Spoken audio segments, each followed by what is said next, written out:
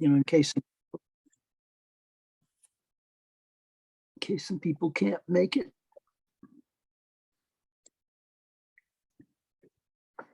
All right. Tony, you want to start us off? Yes, well, welcome everyone. I apologize for my tardiness. I'm not going to try and hide the truth.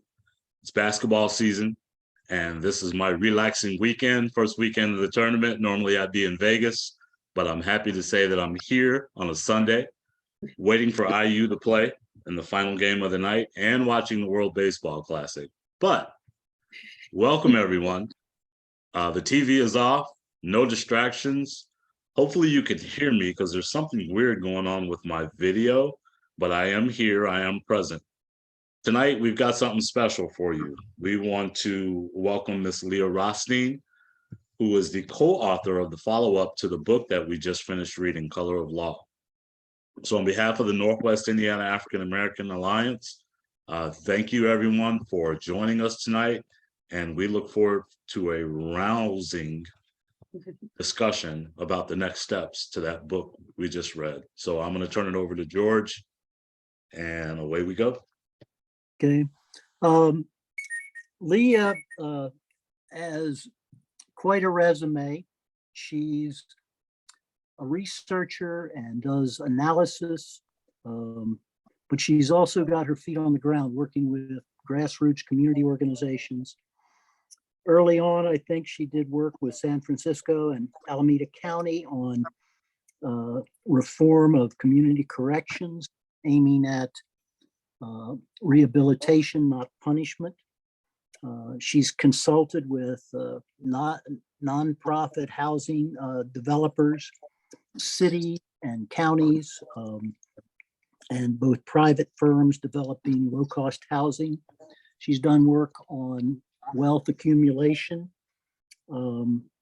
She's worked with Unite Here, a union organizing Spanish-speaking women in California as an organizer there, and has been involved in community organizations, mainly in the Bay Area, but she's also consulted all across the country. I saw somebody up in the New England area that she's consulted with.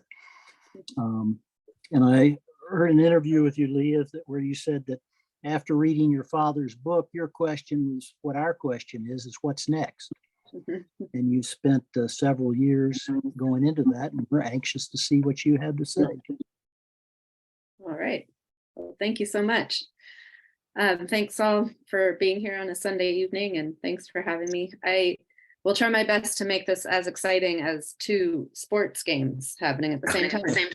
But I can't make any promises. I'll try. So I'm going to do this. I have, a more formal talk I give about our book, Just Action, but because of where you all are at and the work you're doing, I'm going to just sort of freestyle a little more and make it a little more informal.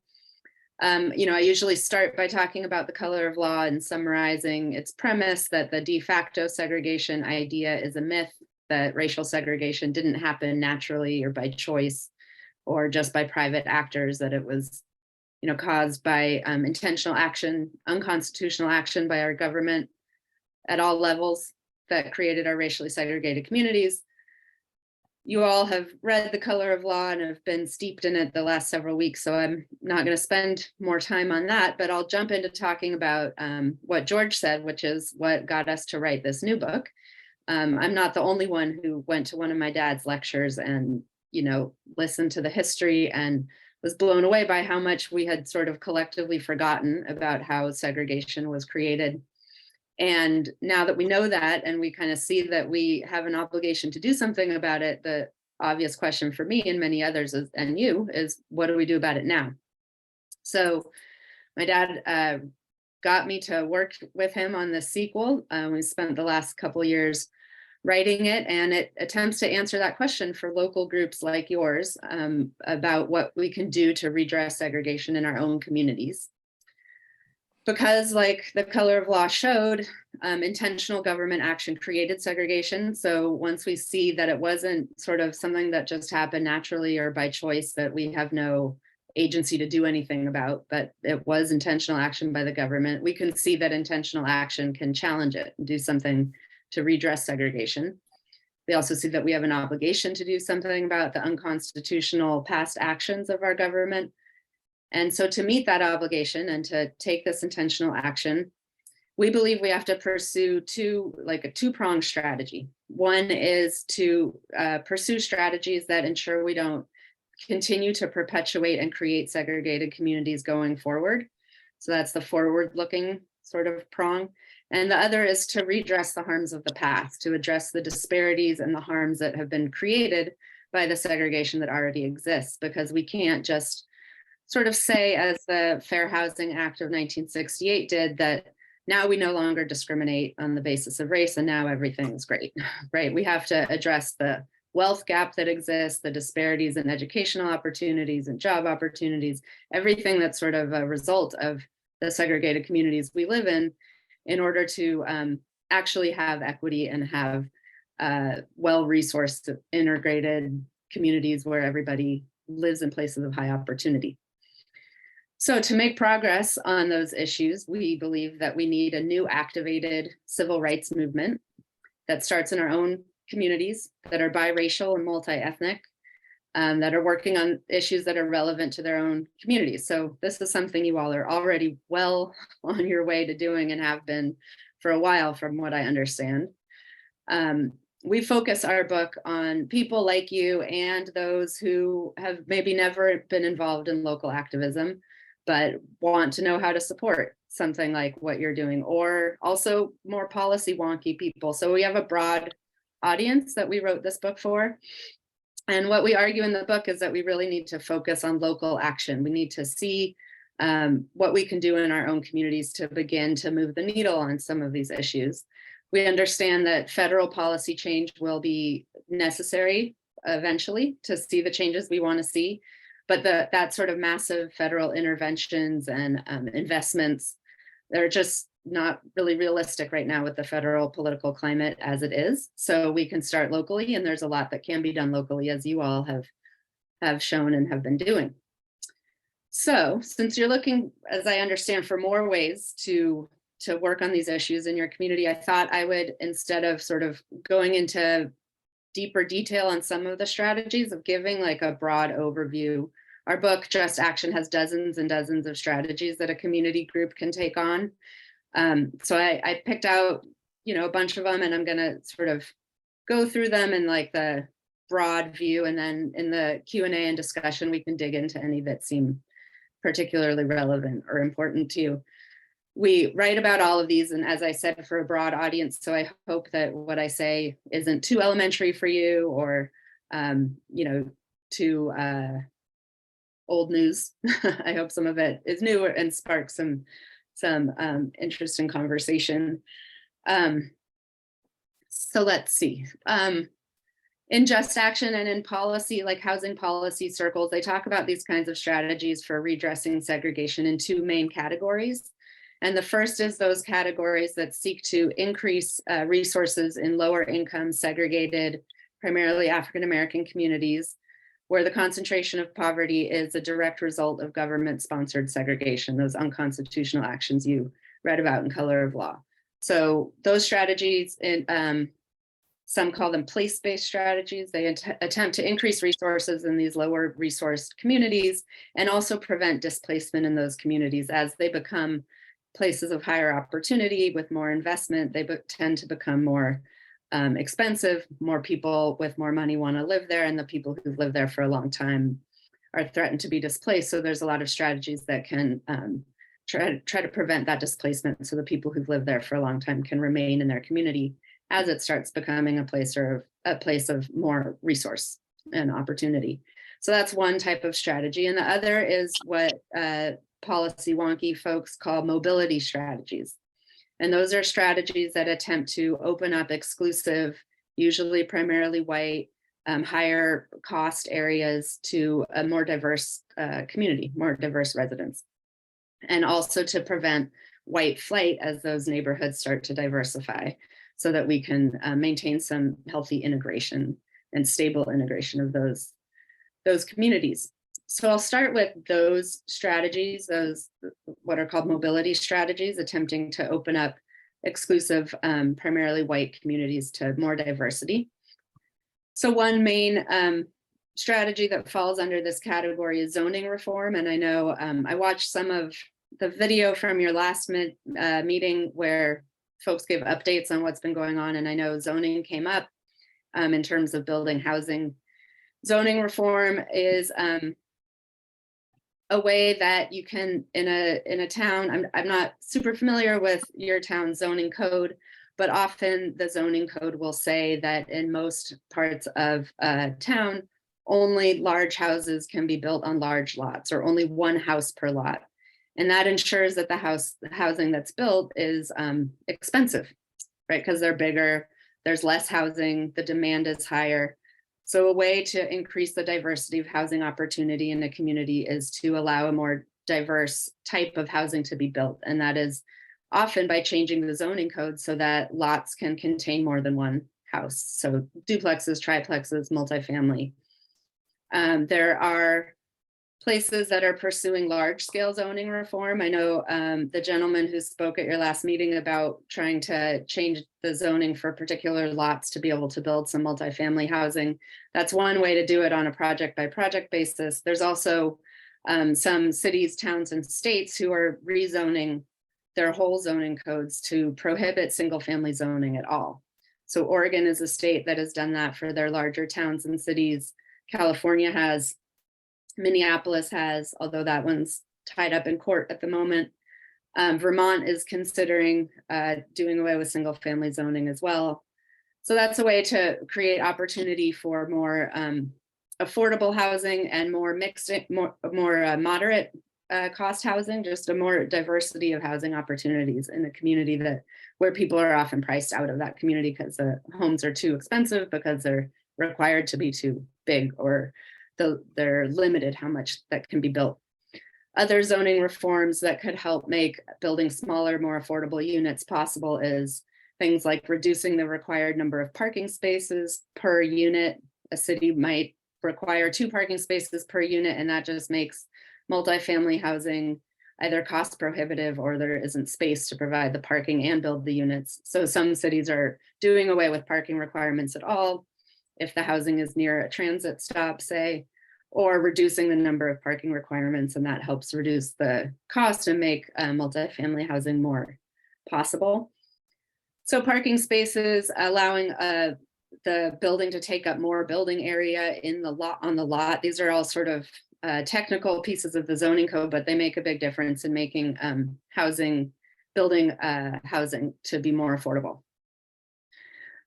So that's zoning. Another issue in this realm is challenging NIMBYs. So I don't know if y'all have heard of the term NIMBY, not in my backyard, refers to people who often say that they support affordable housing and support an inclusive community until someone proposes building an apartment building next door to them, and then suddenly they're against it.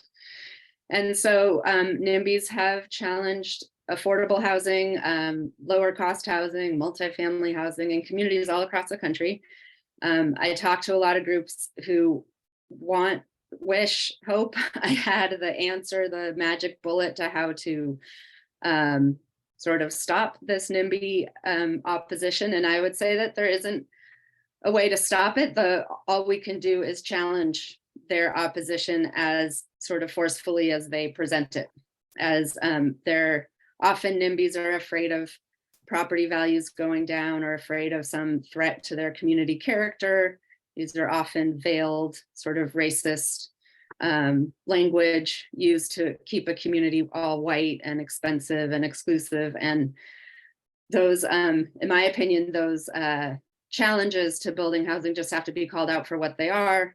And folks that support making a community a more inclusive place just need to be as vocal and organized and effective in promoting and supporting housing going into their town as the opposers are. And it's not, I'm not saying it's easy, but it is a necessary part of this process.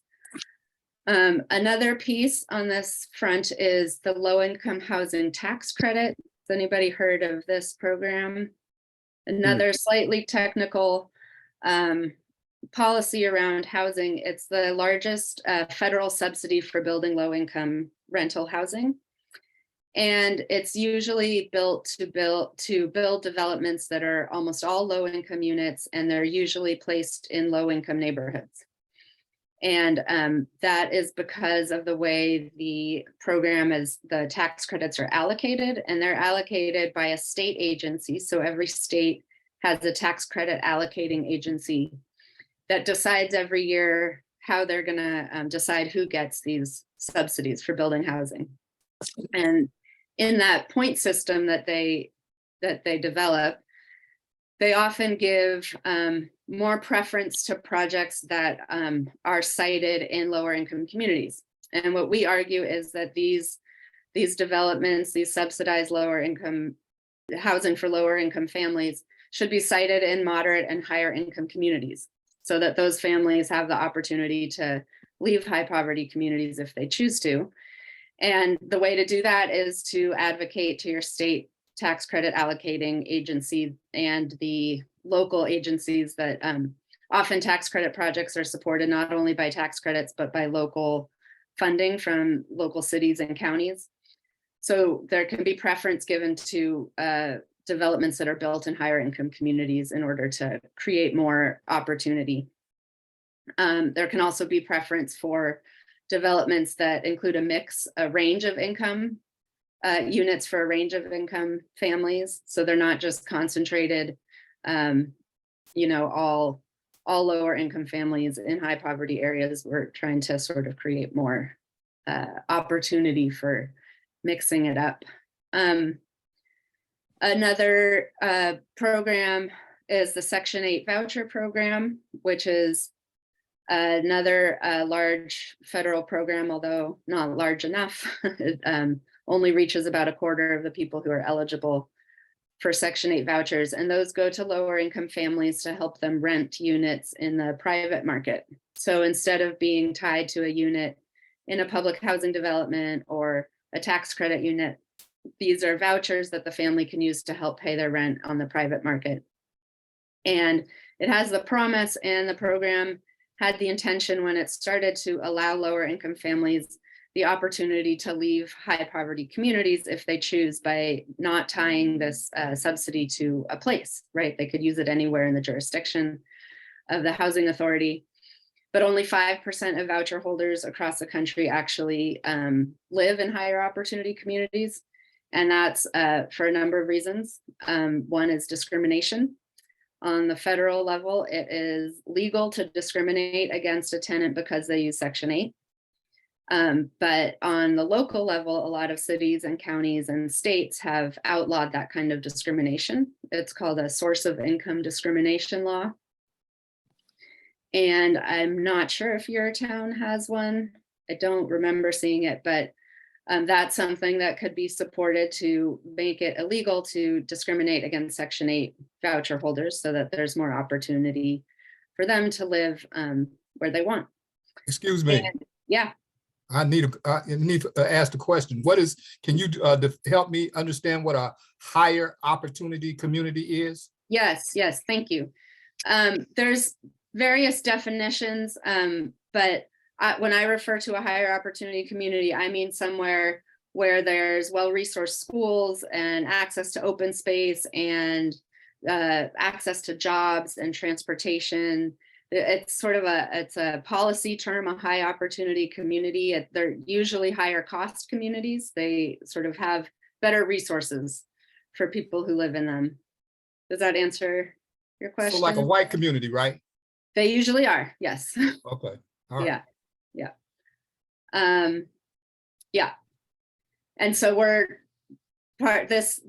these mobility strategies are attempting to make those higher opportunity whiter communities open to more people of color, more, make it more accessible for other people to be able to live there and benefit from those resources that are in those communities.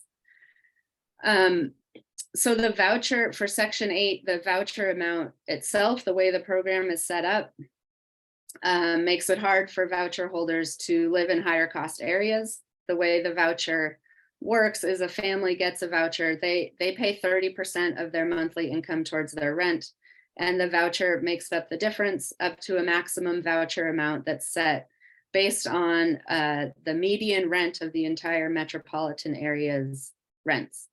So you take the whole span of a large metro area, the lowest rent to the highest rent, you take the middle rent, and 10% below that is the maximum amount a voucher holder can pay in rent.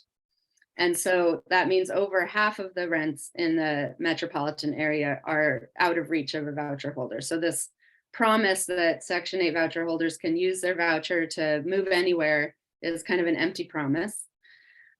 So a lot of places are where some places are required and others can optionally,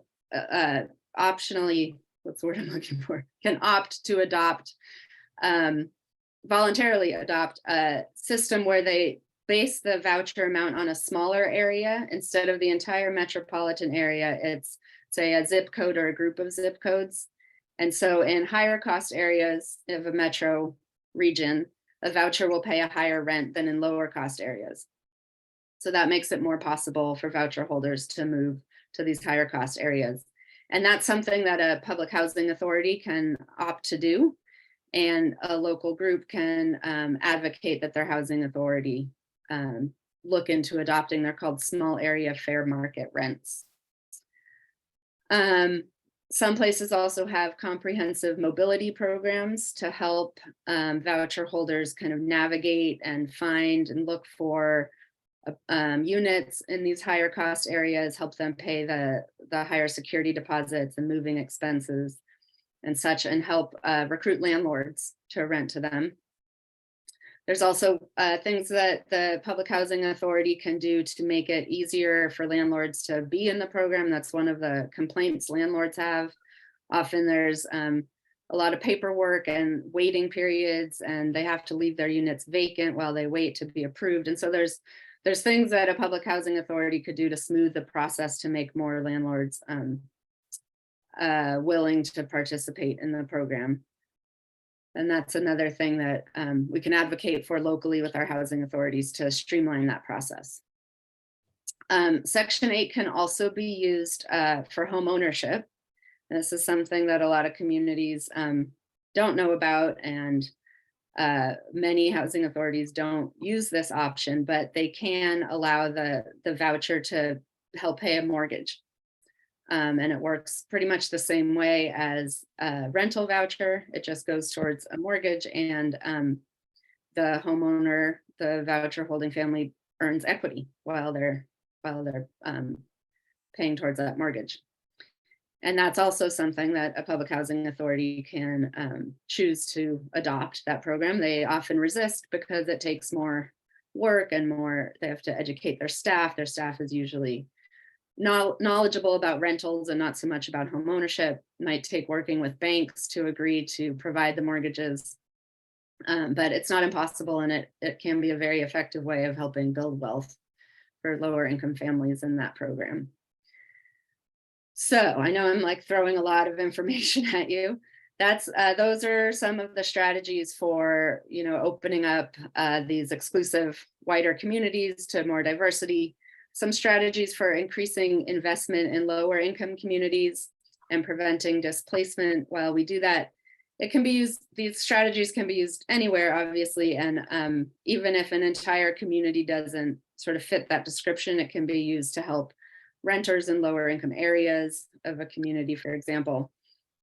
So some anti-displacement measures would be rent regulation to make it, to limit how fast rents can rise for tenants, which is helpful when prices are rising pretty rapidly in an area and threatening to displace lower income tenants who can't keep up with rising rents.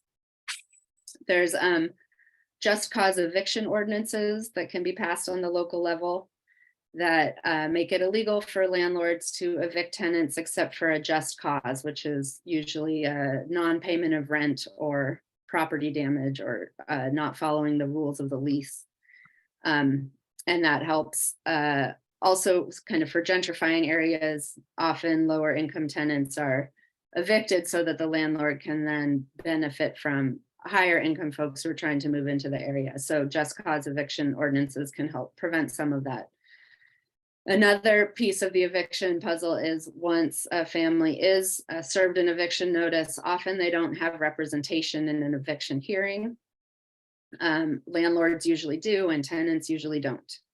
And so often those hearings are basically like a rubber stamp process where the judge just approves all of the evictions. And so some communities, Cleveland is one that we profile in the book, Richmond, Virginia, and Baltimore, I believe, are also starting these. They're called a right to counsel program. And those programs provide free legal service to either anyone facing an eviction, or sometimes there's an income limit. Those under a certain income threshold get pro bono legal representation in eviction proceedings. The Cleveland program is it's run by the Legal Aid Society and Catholic Charities and the United Way. They've grouped up to provide the service, and they give a notice every time someone gets an eviction order to tell them about this free legal service. And that has prevented a lot of evictions. And in the process, the attorneys can also help the tenants get rental assistance help if they have fallen behind on rent, and that's why they're being evicted. So they can prevent the eviction and help them pay their back rent. And this not only helps folks stay in their home, but also prevents having an eviction on their permanent rental record. Another policy that is very useful for both of these kinds of categories of strategies is called inclusionary zoning. It's another it's kind of technical zoning thing, but it's where a city uses its zoning power to say that any new housing built in this area will have to set aside X percentage. It's often 5, 10, 15, 20% of their units as affordable to lower and moderate income households. And this then basically becomes a cost of development in that town. So the developer pays the cost of those units and rents or sells them at lower prices than the other units, because that's what they have to do in order to be approved to build a housing development in that community. So that can be a way of preserving affordable housing in a community that's gentrifying and prices are rising, and also a way of providing new affordable housing in a community where that's seeing housing development and a lack of affordable housing. Let's see. We also talk about ban the box ordinances to make it, they vary, but to make it harder for landlords to refuse to rent to anyone with a criminal history. So they often, these ordinances often make it so the landlord can't ask in the first sort of round or application about a person's criminal history until they make the preliminary offer. And then when they do ask, they have to sort of take into account all like individual factors of that person's life and circumstances and how long ago their criminal history was. Because these ban the box ordinances, because of the racial disparities and racism built in our criminal justice system, by banning anybody with a criminal history from renting units in a town, it makes it, you know, it has a racial impact, racial disparity in the impact of who can rent in a town. So opening up opportunities that way. And I will jump ahead a little bit because I know I'm flooding you with information. Another interesting one that is an issue across the country is about property tax assessments. And there's racial disparities in how assessments are done to determine the property taxes paid. And how that works is a county tax assessor, you know, has this budget it has to meet to fund the schools and the parks and the libraries and all of the public services in that county.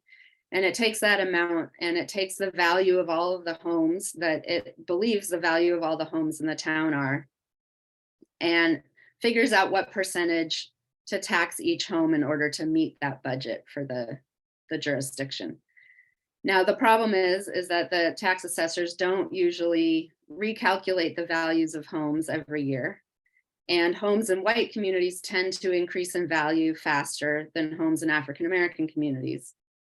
So lots of reasons for that. I don't have time to get into now, but the result of that is that if you don't do a reassessment and one house increases in value and the other doesn't, then over time, the person whose house increased in value is paying a smaller proportion of their house value towards property taxes than the person whose home didn't increase in value.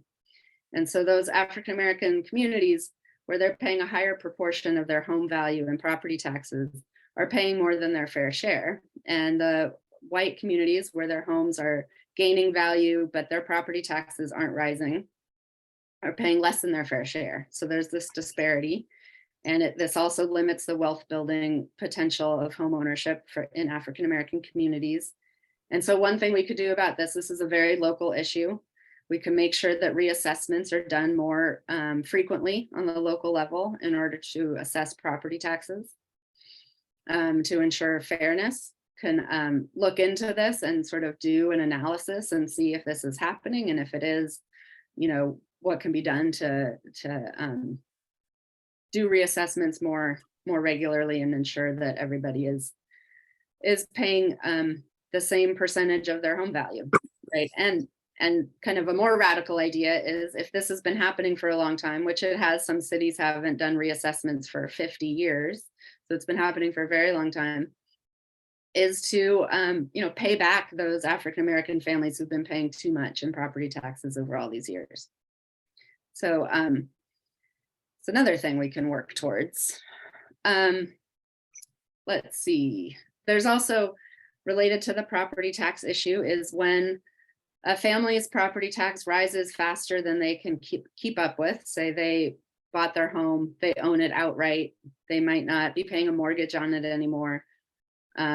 This often happens in lower income communities where families have owned their homes for generations, and then the community starts to gentrify, the prices go up, property taxes go up, they fall behind on their property taxes. And the way local governments deal with that, they need their property taxes paid to cover their government services. They'll place a lien on the home and often sell that lien to an investor who will buy basically the tax debt of that person, the homeowner, from the government. So the government gets their taxes paid off. And then the investor can charge the homeowner exorbitant interest rates on this tax debt. And if they don't pay it back, they can foreclose on the home and take the whole home, all of the equity, even if that family has, owned the home outright for years. And this is also a local issue. Every jurisdiction kind of determines how to do this differently. So a county can decide not to sell liens to investors and instead to offer deferred payment plans, or offer some tax debt, relief to lower income homeowners, anything to kind of avoid the eventuality of people losing their homes for falling behind on property taxes. This also happens with water bills sometimes. So something to look into to see if that's happening in your community and how to keep folks from losing their homes in that process.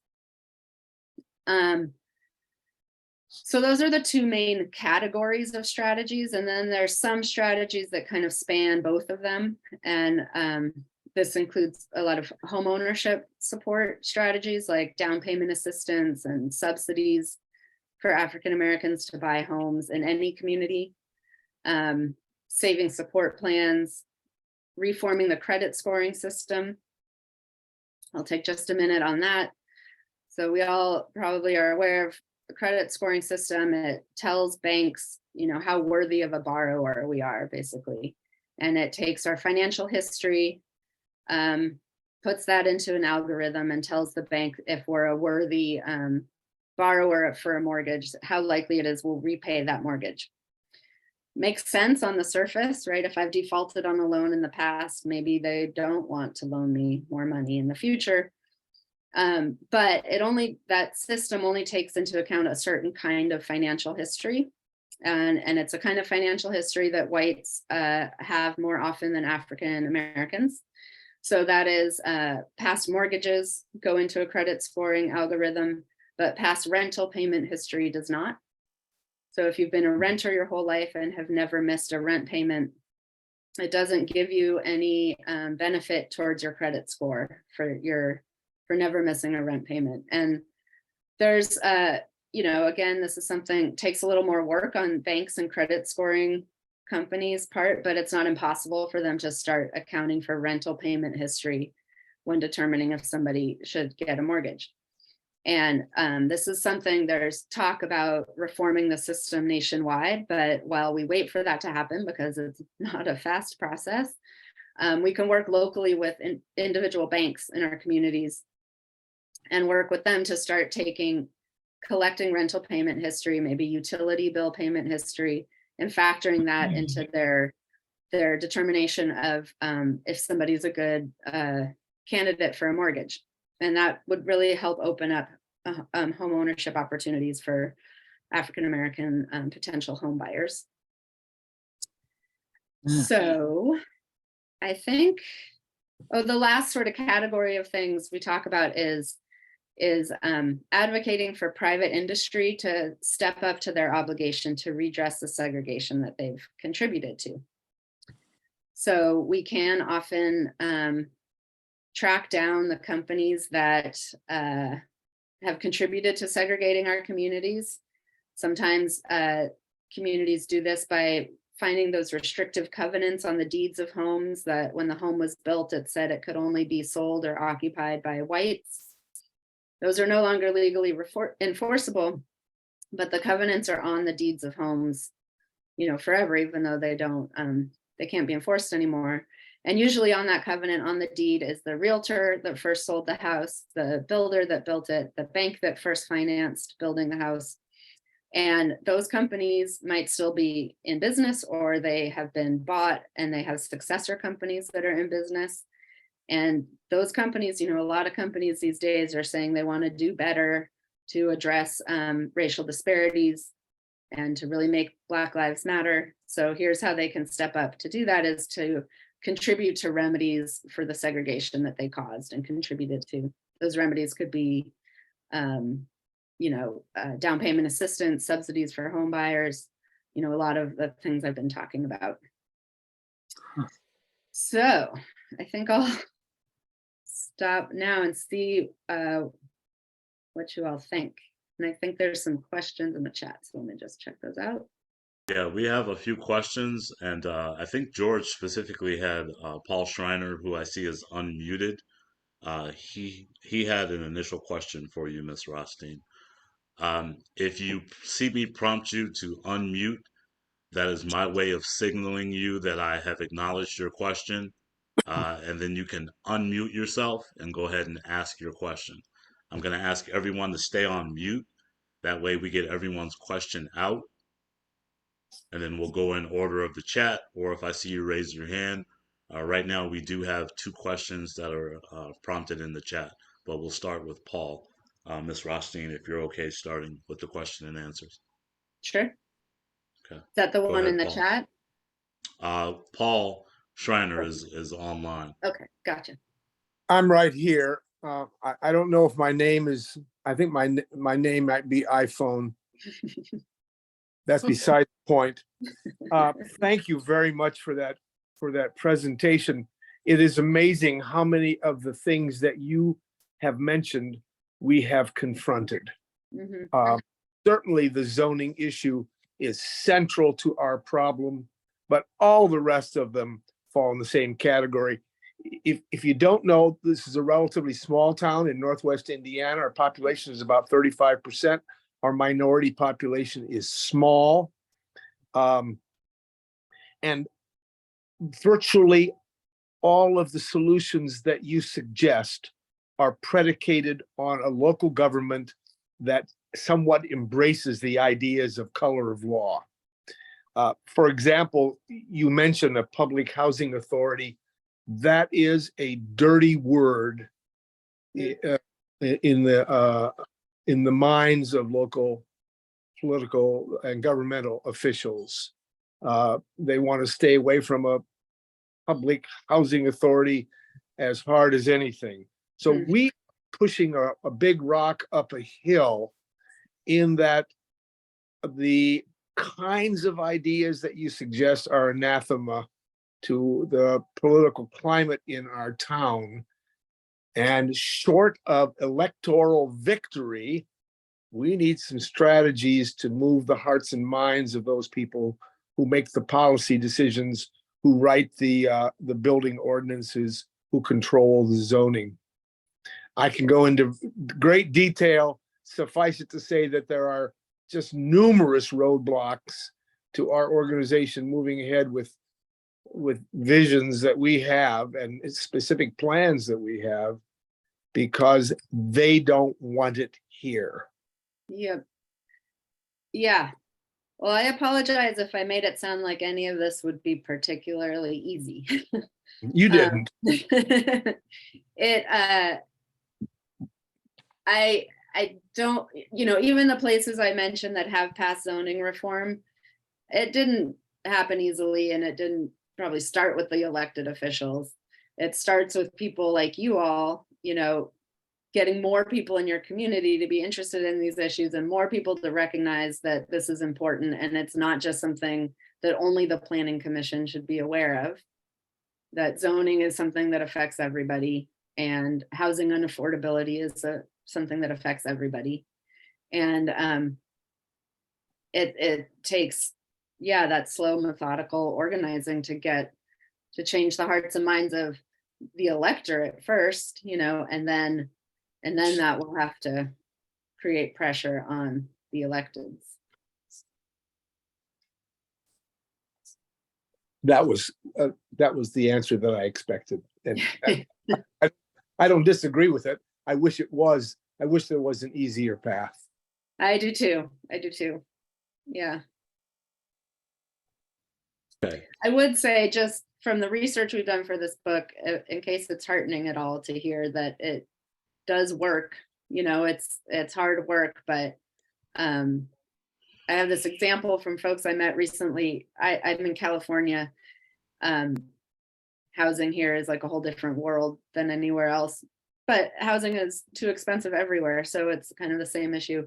But there are folks who started with the book club on the color of law and started by making a workshop about segregation in their community. This is a Silicon Valley town that, house prices are astronomical and teachers can't afford to live in the town. And development was proposed to house teachers in this town. And the town fought it and tried to put something on the ballot to make it basically impossible to rezone any partial ever to away from single family zoning. And they organized and defeated it. And that, like, if they could do it there where people, are kind of the most exclusionary, like you could think of, their politics have been, but there are a lot of people there who disagreed. And they talked to people by saying, housing is too expensive for our teachers, for our kids, for like all of the people we want to be able to live in our community and support our community. And so we have to change how we're thinking about, who belongs here and what we can do to make that a reality. So it does work sometimes. Thank you. Yeah. Pat, Terrell, go Yeah, ahead and I had- ask your first question. Yeah, I had two quick ones. And I'm sure that there's a lot more detail in the new book about this, but given what Paul was saying about batting our heads against the city government constantly, some of us are starting to work directly with banks. And kind of getting around local government, particularly in terms of looking at mortgages and that kind of thing. So I'm wondering if your book deals with that, number one. But number two, I think that for most of people that read Color of Law, one of the most stunning impressions that you come away with is how the federal government is responsible for all this. And even intervening in local communities when the local communities were trying to do right and the federal government made them do wrong. And so while we still struggle at the local level, do you also talk about, or do you have some thoughts on what are the big national policies that need to be addressed, that, forces the Valparaiso city government and the Porter County government and all that to do what they need to do? Yeah, that's a good question. We very purposely made this book specific to local, Yeah. what local groups can do. That's, trying to change federal policy right now feels even more insurmountable than our own city councils, right? So, but it's not to say there's nothing to be done. And the thing that pops to my mind right now is the Fair Housing Act of 1968 had not just a provision that said we can't discriminate in the sale or rental of housing, discriminate by race. That's prohibited. That's part of it. So no future discrimination, supposedly.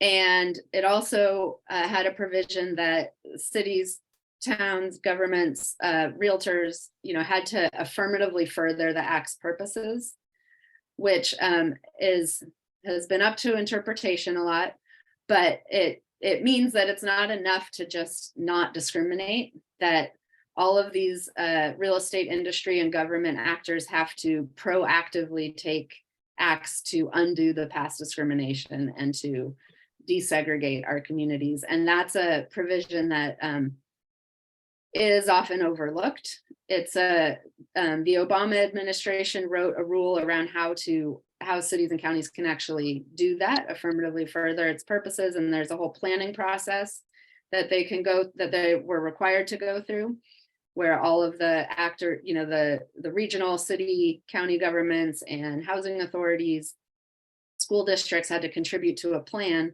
that examined the segregation of the community and what were the contributing factors, and came up with a plan for how to challenge that. Trump rescinded the rule, and Biden is now talking about reinstating it. So that piece is, I think it's open for public comment, and then it will be a reinstated rule. So then that's a way of using the federal law at the local level. Every jurisdiction to get federal funding will have to go through this process. And the more community involvement in that process, the better it will be in terms of identifying actual goals and strategies for achieving these. And your other question was working with banks. Yeah.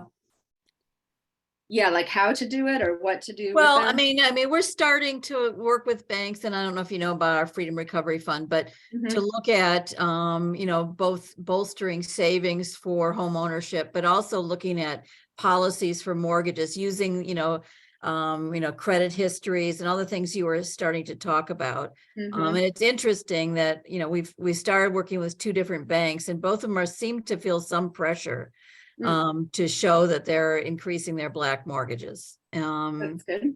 And, I didn't know if you had some examples in the book about, how this was, if this was working in, other communities. Yeah, we do.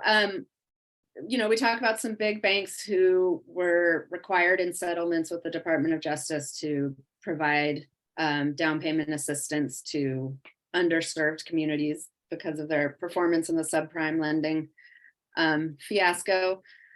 And then also pressuring local banks to contribute to remedies like down payment assistance programs and favorable mortgages. There's also a program called the Special Purpose Credit Program, which is it's a federal law designation. It allows banks to have basically a race specific financial service. If they can prove that community has been underserved by the financial industry in the past, they can have a financial product, a down payment assistance, subsidy, grant, loan, or favorable mortgage targeted to African Americans. And that is something that's been getting a lot of attention lately. It's been legal for a long time, but banks have been afraid to use it. And some are starting to, and they're starting to in kind of what we would say is like a little too soft of ways. They're targeting their products at those buying homes in lower income or majority minority communities, which is a start, but that could contributed to gentrification of those communities. And it also limits people in those communities to buying homes there. And if they want to live somewhere else, you know, it doesn't help them. And so we would advocate that this SPCP authority should be used to be race-specific products that can then be used in any community. There's also organizing. We give some examples of communities that have organized to pressure banks to come up with community benefits agreements, and where they commit to, you know, large amounts towards home ownership assistance, towards philanthropies, towards small business loans. And this is often done through the Community Reinvestment Act, which when banks merge, there's this sort of like, there's like a vulnerable point for a bank when it's trying to get a merger approved, and the feds have to approve a merger. And community groups kind of insert themselves in that process and say, this bank has a poor history of lending to African-American communities. And so we're going to block this merger. We're going to publicize this poor performance unless they commit to a community benefits agreement with us. And many do. And then they, you know, their merger is approved. And so that's another avenue for doing that.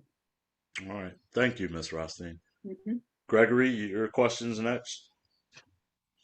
Yeah, first of all, I'm not sure moving to a higher opportunity community is necessarily a good answer for, you know, people of color, given the kind of systemic racism that exists in those higher opportunity communities. But my question is, why is it more effort placed on advocacy and service as opposed to education regarding the issue in the African American community? And where is the capacity building in the action plan? What is the educational model you use specifically to bring this kind of information and incentivize African Americans and people of color, underrepresented communities, participate in the process that you are presenting in the book? Yeah, that's a good question. And I would just start by saying, we're not saying anybody should have to move anywhere, that we just want there to be opportunity for. That is a strategy, right?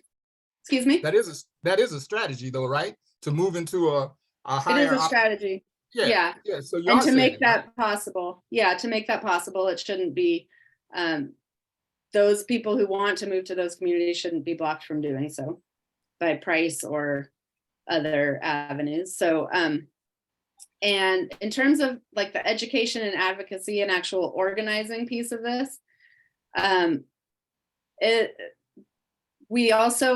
our book kind of outlines all of the strategies a group can take on, but we don't get into how to actually organize around them. That's kind of for another book.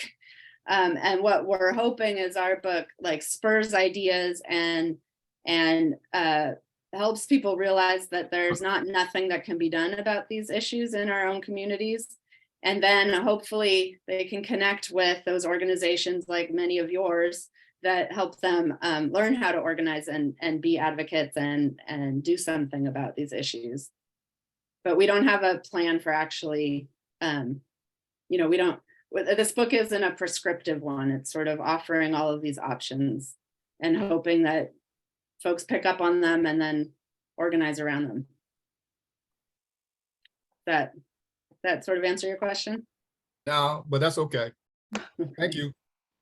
Thank you. I don't think Paul is seeing my prompt, so I'm going to go to George. Go ahead, George, since you're unmuted. Ask your question, and then we'll go back to Paul. Okay. I was interested in this going after people who facilitated the deed restrictions. We do have a good number of deeds that have the, no sale or rental to African Americans.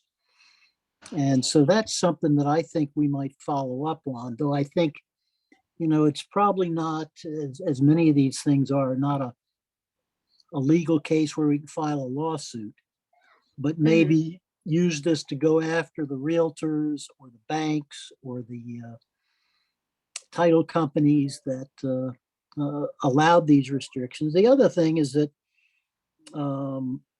there is some discretionary enforcement.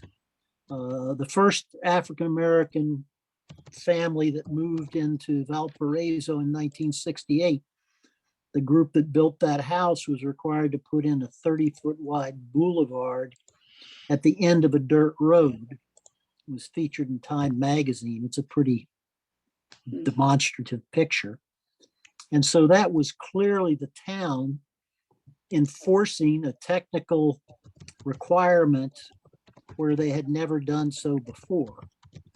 And maybe that's an argument we could use, though, as Paul says, we don't have much impetus from the impetus from the current administration. But those are interesting strategies that I think we might use, at least maybe with some banks and some realtor organizations and whatnot. So I appreciate that. Yeah, thank you. There are also a lot of communities we've talked to are using those, deed restrictions, those racial covenants, to create educational campaigns for their communities to show where the deeds existed and overlay the current racial makeup of the community and identify the companies involved. And, the history of your particular town can help to educate people and get them more. Well, that's good. Yeah. Paul, go ahead. Yeah, I didn't specifically have another question, but I will make a comment and perhaps get a reaction. Supporting what the deed restriction idea and basically everything else that Ms. Rothstein has been cited, our recent experience in building a duplex on a single family lot required us to go in front of the BZA. For those of you who don't know who that is, that's the Board of Zoning Appeals. This particular piece of land required a single family house. We wanted to put a duplex on it. And the city planner leaned across the table and said, well, we'll allow this as long as you put 2-car garages on each side of the duplex, which of course increased the cost significantly. How do you fight that? I mean, the longer term strategy is to change the zoning so it doesn't have to be a case by case fight. Yeah. And some communities are doing that, the parking requirement, there could be overlays in the zoning plan that apply to certain parts of a city where sometimes that's easier to stomach for the city to, instead of, changing zoning everywhere, they could say these areas that are more dense or that are closer to transit don't have to have the parking requirement.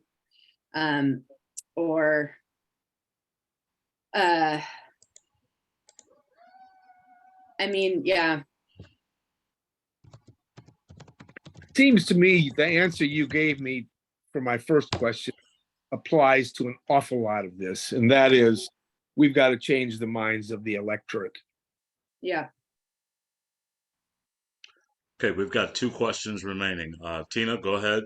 And then Paula, if you're listening, I did prompt you to unmute, and we'll finish with Paula's question.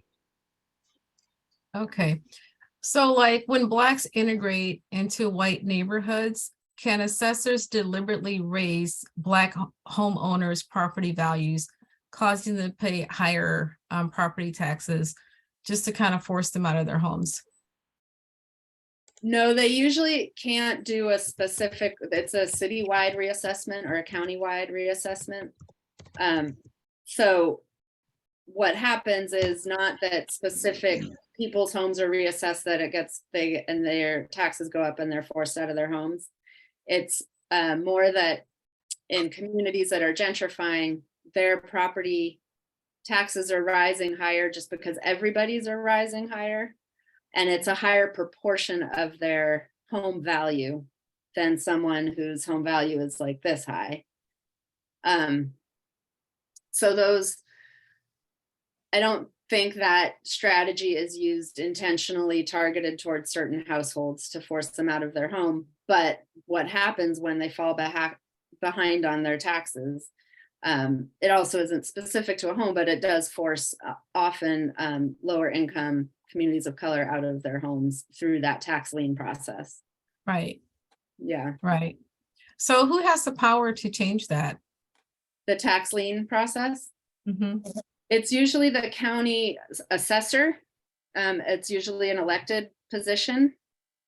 I don't know if it's counties where you are, but whoever the tax assessor is determines how those tax liens are managed.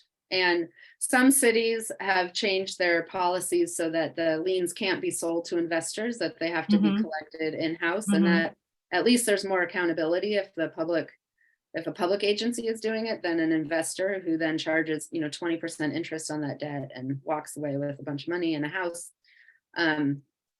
So there are cities and counties who are changing their policies so that it can't happen in that Mhm. really harmful way. Right. And then Thank you. some like local community groups are stepping into to help pay back taxes or to help make sure that homeowners, if they no longer have a mortgage, they might not know that their taxes, that they've missed tax payments because it's not, rolled up into their mortgage. Often like the bills get sent to the wrong address and that's how they fall behind. So there's sometimes community groups are helping intervene by finding out, who's behind on back taxes and helping contact those people and then helping them apply for the exemptions and help that exists. Yeah, thank you. Mhm. Paula? Uh, yes, Ms. Rothstein, do you have any examples of where a community has been very successful in implementing some of the, or even one of the strategies that you put forth in your book? Yeah, in almost all of those strategies I rattled off, we have an example in the book of a community that's implemented them. I didn't get into all of them because I was trying to get through too much information. But yeah, these are the way I sort of see all of this is it's like, there's so many factors that go into and have gone into creating segregated communities and creating racial disparities that undoing it is like peeling the onion. So there's strategies that address, credit scores and that address zoning and that address evictions. And so communities are working on all of those all over the country, sort of one aspect or another, and having a lot of success on those. Thank you. Thank you. So we're at an hour. I think the final question we had was from Gregory Jones. He asked a question about economic disparity. So I'll piggyback that and acknowledge, from your book, there were definitely false pretenses in the housing market that existed. In your new research, are there any ways that statute of limitations can be addressed or looked at for people that were subject to some of those false pretenses? Is that a way to lessen the economic wealth gap in making up for what was done? And are there any final strategies before we end with George that you can offer us on that question about the economic disparities? Yeah, well, what we argue is that, these companies that contributed to segregating communities, that built developments that were limited only to white homebuyers and homeowners. And at the time they built those homes were affordable. They would have been affordable to blacks and whites.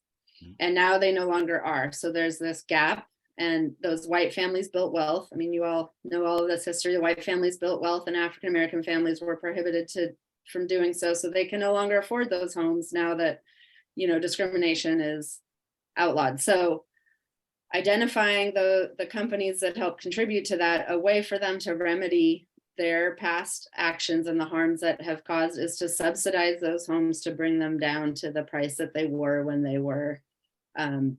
Blacks were prohibited from buying them. Subsidizing African-American homeowners. It's maybe sounds far-fetched, but that's, you know, a piece of the puzzle that needs to happen.